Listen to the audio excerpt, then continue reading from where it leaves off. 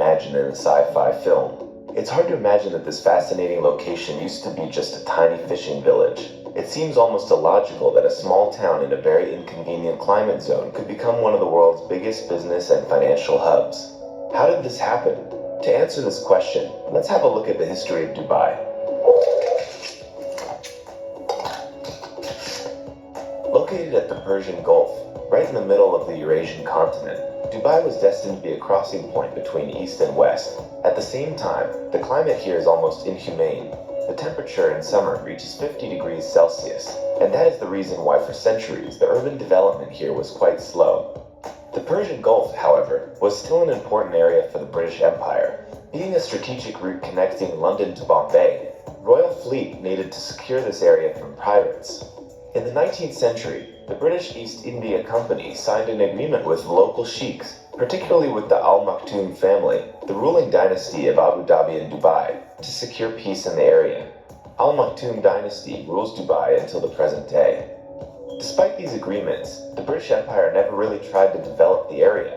While the Crown was heavily investing in developing Bombay, the southern capital of the empire, by building infrastructures, railway, and a university, there was hardly any interest in developing Dubai as a city. For the British Empire, Dubai was just a junior partner, a crossing point for the Royal Fleet, nothing more. Despite the lack of interest from the empire, Dubai was becoming more and more significant for the region.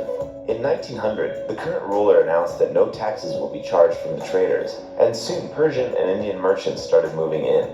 The city was convenient for trading, also thanks to Dubai Creek, a saltwater canal that was allowing trading ships to sail from the Gulf right into the city. Shortly, Dubai became the biggest trading hub on the Persian Gulf.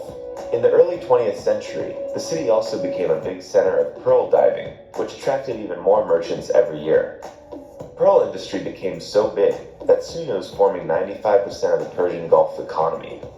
Dubai, however, was still a big village rather than a city. The urban development started with the reign of Sheikh Rashid. In 1959, he went touring around Europe and was greatly inspired by European capitals, particularly London. Walking around the city and traveling on the tube, he was fascinated by the urban design, transport system, and overall comfort and convenience that London had to offer. After his trip, Sheikh Rashid started implementing his great plan of turning Dubai into an international city. In 1961, he instructed to artificially deepen the Dubai Creek so that bigger trading ships could sail in. Under his guidance, the city was being rebuilt with stone and cement. Having a dream of a great city in his mind, Sheikh Rashid started building an international airport, although his investors thought he is being too romantic, and these urban projects are simply unnecessary, and it was becoming challenging to fund all these ambitious projects. Sheikh Rashid's plans of creating an international capital would probably stall at this stage, but in 1966 they found oil in Dubai. Despite the common belief that Dubai became the city that it is today mainly thanks to oil, the oil reserves found in 1966 were quite modest by Middle Eastern standards. For a reference, neighboring Abu Dhabi had 10 times more oil than Dubai.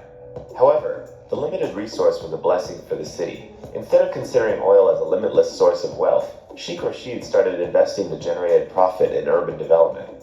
His vision was